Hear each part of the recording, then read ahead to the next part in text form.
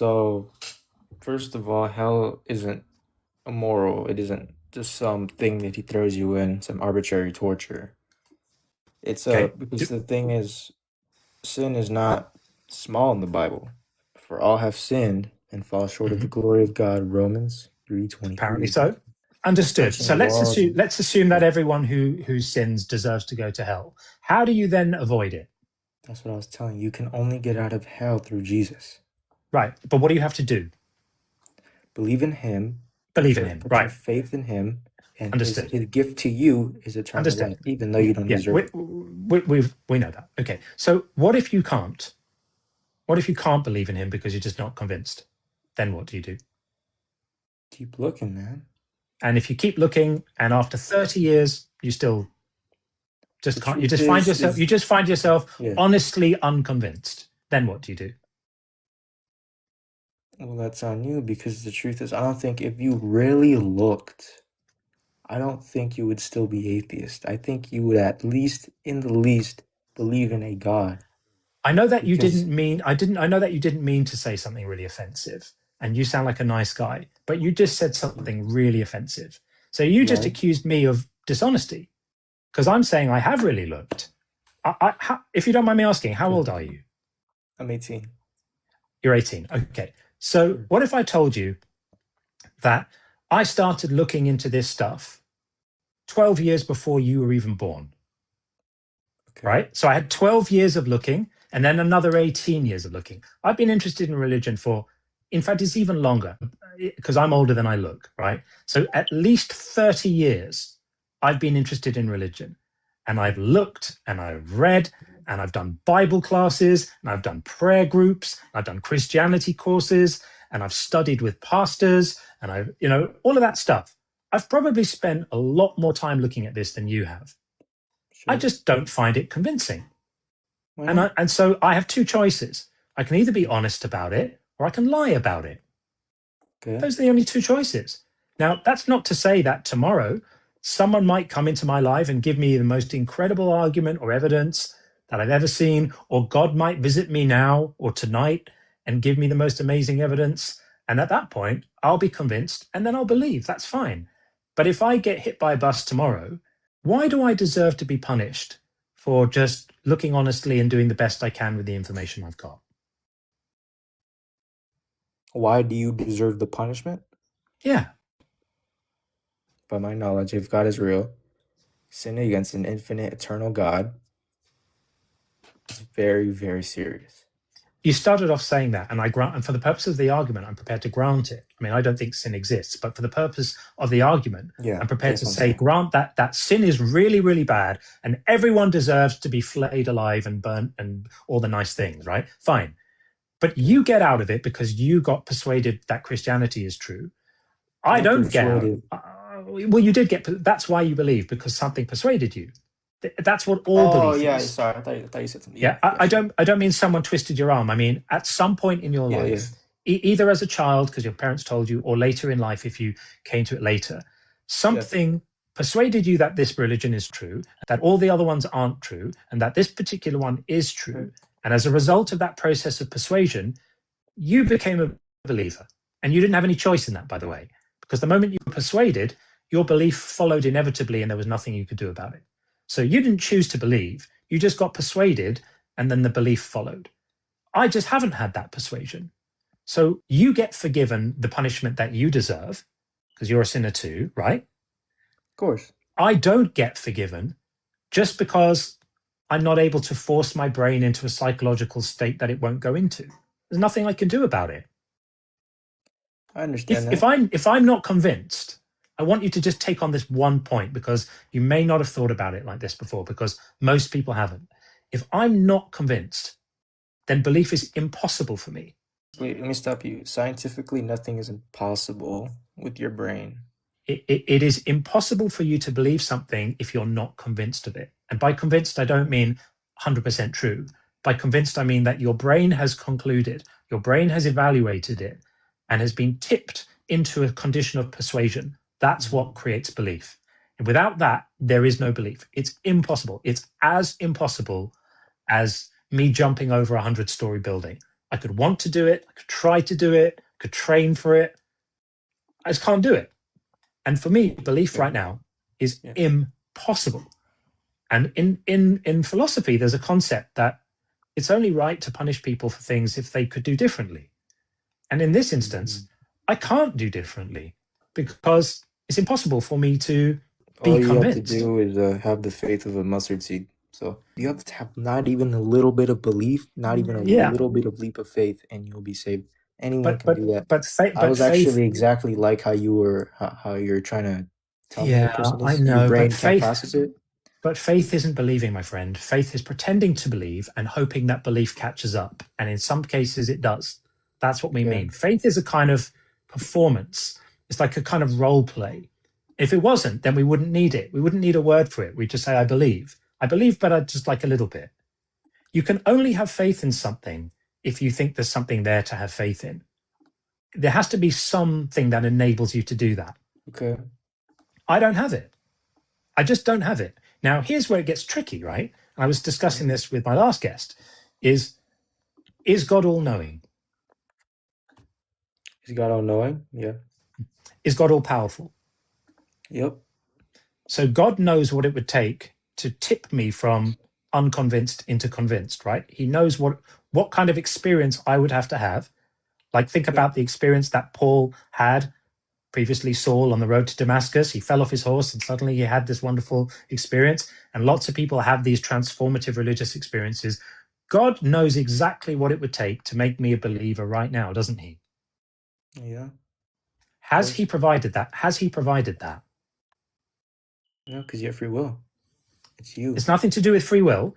If my free will wouldn't, he's not going to force you to do it. It's got nothing to do with free will. Learning something new doesn't take away your free will. Learning something new just gives you more information, and then you still have free will about what you do with that information. Yeah, Breezy's also right. You can't manipulate God into giving you a supernatural encounter.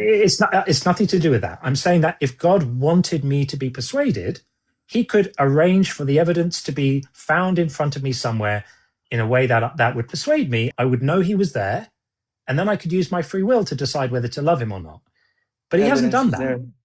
He hasn't done that, right? There for you. He's not well, it clearly isn't treatment. because I don't need special treatment. No. You're misunderstanding me. I don't need special treatment. I asked you at the beginning, does God know what evidence would persuade me? And you agreed that he does. But he hasn't provided it yet. If he had, I would. But let me just. I'm going to land the plane and then you can repeat it. Okay. No, I don't want to keep going unless I understand what you're saying. So this is what it sounds like to me. Okay, go ahead. God comes down and he gives you special treatment, like, okay, here. No, you're already misunderstanding me. I'm not asking that he has to come down. No. I'm not saying he has to come down, and I'm not saying he's to give me special treatment. I'm just saying that God knows what evidence I would need to see in the world to be persuaded. And so far, he has not provided that. He's entitled to not provide it, right? He can do whatever he wants. He's sovereign. I'm not asking for special treatment. But where he becomes morally problematic is if he's then going to penalize me for him not having provided that evidence. That's a problem.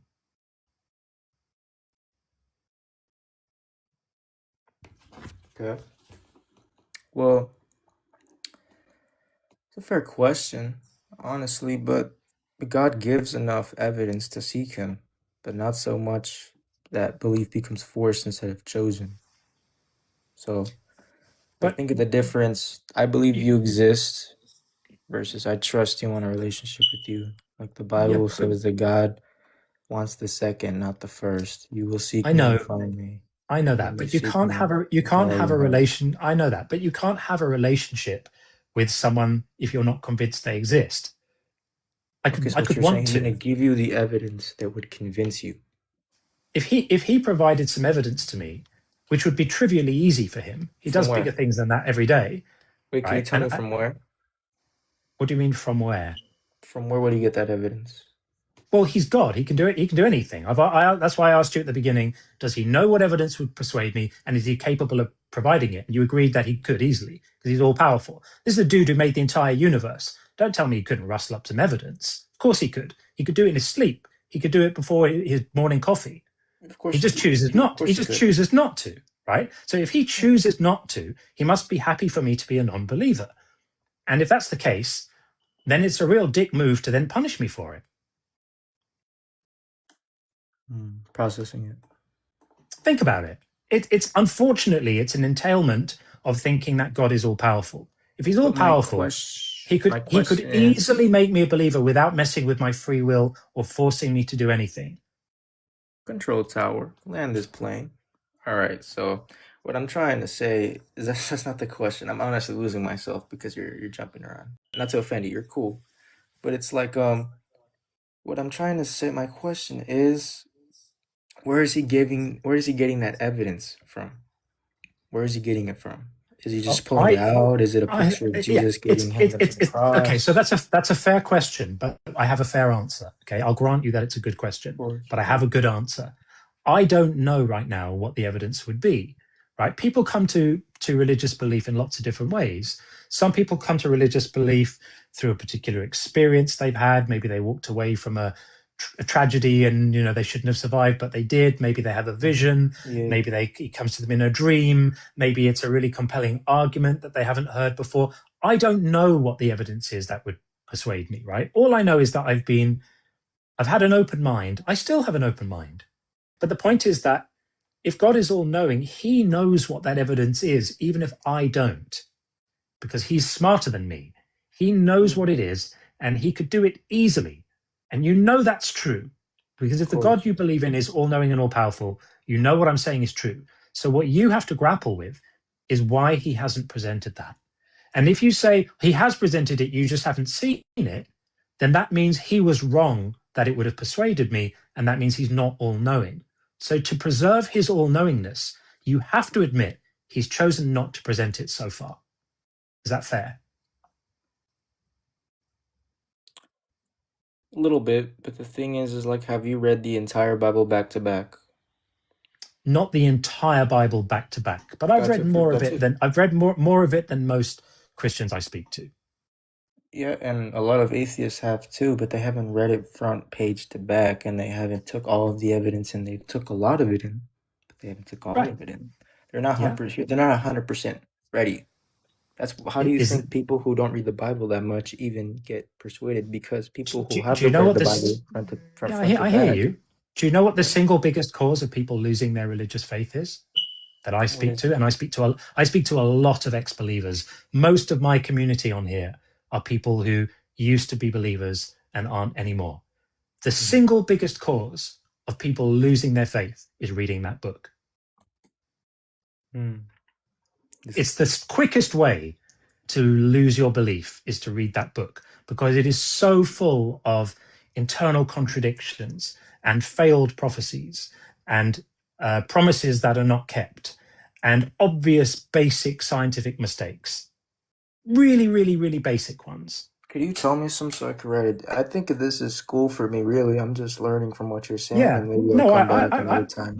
I appreciate you. So as an example, you mentioned earlier, you used the metaphor of having faith the size of a mustard seed, right? The what? You mentioned that. You mentioned earlier that you just need to have faith the size of a mustard seed. I think that comes from Matthew. That comes from Matthew 13, and in Matthew 13, he's talking about the kingdom of heaven it's like a mustard seed that someone took and sowed, and it's the smallest of all the seeds. That's a claim, right? That the mustard seed is the smallest of all seeds. That's just a scientific error. The mustard seed is not the smallest of all seeds. There are many other seeds that are smaller than mustard seeds, like orchid seeds, for example. But the Bible authors just didn't know that. So they made an error. And there are many, many, many like this, dozens, probably hundreds, maybe not hundreds, but certainly dozens. Basic scientific errors, basic historical errors. Another example would be passages in the Old Testament that talk about people taking saddling up the camels or taking the camels somewhere. But the people writing the Old Testament didn't realize that during the time frame that those events were in, like the time of Abraham, camels were not domesticated at that point. There were no domesticated camels. Camels were only domesticated in the Middle East about 800 years after the time of Abraham. But the people writing it didn't have the scientific tools yet to know that. We have them now, because we can look at the archaeological evidence, and we can know that we know roughly to the nearest 50 or 100 years at what point in history camels were domesticated, and we know it was not in the time of Abraham. So the Bible is full of basic mistakes. I mean, if you hang around on my channel enough, you're going to hear about a lot of them because we talk about quite a lot. Look, I'm not gonna step out of line and tell you a bunch of stuff that isn't true because I'm just gonna because on the first, Matthew 17:20, I really did I actually have it in my notes, which is kind of crazy. I can actually talk to you about that one, but the key points are that Jesus Christ is not giving a physics lesson. He's using a hyperbolic metaphor to illustrate the power of faith and trust in God. It's just a hyperbolic metaphor that happens to be scientifically wrong. So if the creator of the universe, who presumably designed mustard seeds, doesn't know that they're actually not the smallest seed, then he must have been sending the B team that day, because you would expect him to get that right. If you're going to make a claim like that, if you're going to use a hyperbolic metaphor, then use one which isn't a mistake. Otherwise, you're going to cost yourself credibility, which is what's happened in this case. Well, So, there are many, many more like this. There are many instances in which one verse contradicts, another verse. a guy in the comments, yeah, I did use ChatGPT. I put it in my notes. Yeah, that's Just fine. Google. ChatGPT won't help you though, because ChatGPT can tell you it was a hyperbolic metaphor, but there's no getting away from the fact that it was also a mistake. The Bible describes bats as birds, is a mistake. The Bible says rabbits chew the cud. It's another mistake. It's full of them. And it's full of contradictions between verses, where one verse says one thing and another verse. Jesus says in the book of John that no one's ever ascended into heaven. And yet we have Elijah and Enoch, who we learn earlier did ascend into heaven. So was Jesus lying, or was the Old Testament lying? These things can't be resolved, and ChatGPT won't help you resolve them either. So I'm just saying none of these things prove that God isn't real, but they do prove that the book is not trustworthy. And so we come back to the question we started with, which is God going to throw me into, eternal conscious torment, or whatever we think hell is, just for using my mind, looking into this stuff, evaluating the evidence and coming up with the best answers I can and being as honest as I can? If he is, then he's not such a good guy. What can I say? If he is, then he is.